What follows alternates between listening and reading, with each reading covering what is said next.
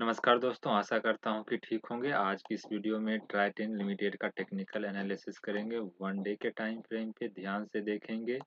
एक लाइन यहाँ से ड्रॉ किए जो सपोर्ट का काम कर रही है और एक लाइन यहाँ से ड्रॉ किए जो रेसिस्टेंट का काम कर रही है। ये वाला सपोर्ट यहाँ से स्टॉक ऊपर बढ़ती है, फिर गिरावट के साथ यहाँ पे आती है। अब ये यहाँ सपोर्ट का काम कर रहा है, यहाँ फिर टेस्ट किया, फिर गया ऊपर। जो एक लाइन ड्रॉ की है वो रेसिस्टेंट कहलाता है, वहाँ टेस्ट करके फिर नीचे की ओर गिरावट दिया, फिर ऊपर, फिर इस तरह से नीचे की ओर गिरावट देके फाइनली अब ये ब्रेकआउट दिया है। तो इसको थोड़ा बड़ा करते हैं और बड़ा करने के बाद समझते हैं। ध्यान से देखेंगे कि स्टॉक में क्या हुआ है, ब्रेकआउट दे दिया है।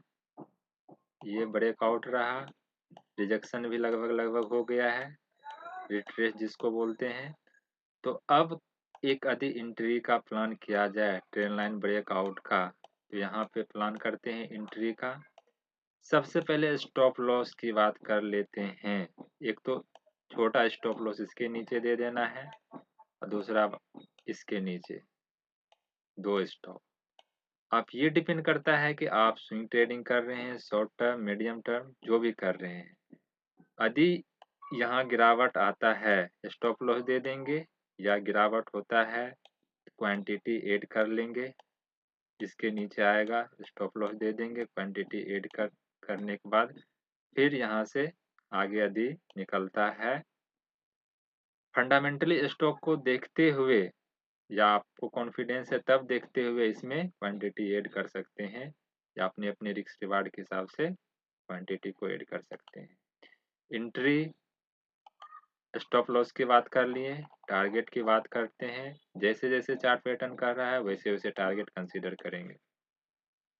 यदि स्विंग ट्रेडिंग पर्पज से करते हैं तो पहला टारगेट तो यही रहेगा, जो भी 4-5%, 8%, 10% होता है निकल जाना है। दूसरा टारगेट ये रखेंगे, तीसरा टारगेट ये रखेंगे, चौथा टारगेट ये रखेंगे, पांचवा टारगेट ये रखेंगे, छठा टारगेट ये रखेंगे, सातवां ये रखेंगे, आठवां ये रखेंगे चार्ट पैटर्न के हिसाब से। एक तो ये, या ट्रेलिंग स्टॉप लॉस कर करके, ट्रेलिंग स्टॉप लॉस कर करके अपना टारगेट तक का वेट करेंगे, ट्रेलिंग स्टॉप लॉस कर करके। ये दो तरीका है स्टॉप लॉस तक पहुंचने का। तो ये वन डे के टाइम फ्रेम पे था। थोड़ा सा 1 वीक को देख लेते हैं, संपूर्ण चार्ट पैटर्न समझ में आ जाएगा। 1 वीक पे देखेंगे तो स्टॉक क्या रहा, यहाँ से यहाँ तक, यहाँ से यहाँ तक। जब से स्टॉक लिस्टेड हुआ है, इसका ब्रेकआउट दिया है, क्या होता है ये, ऊपर वाला रेसिस्टेंट, नीचे वाला सपोर्ट। यहाँ ब्रेकआउट दिया, जो सपोर्ट रेसिस्टेंट के बीच की दूरी है वो यहाँ टारगेट हो गया। फिर स्टॉक कहीं ना कहीं यहाँ से बिताया, इसको ब्रेक डाउन देने की कोशिश किया, बट अपने आप को संभाला।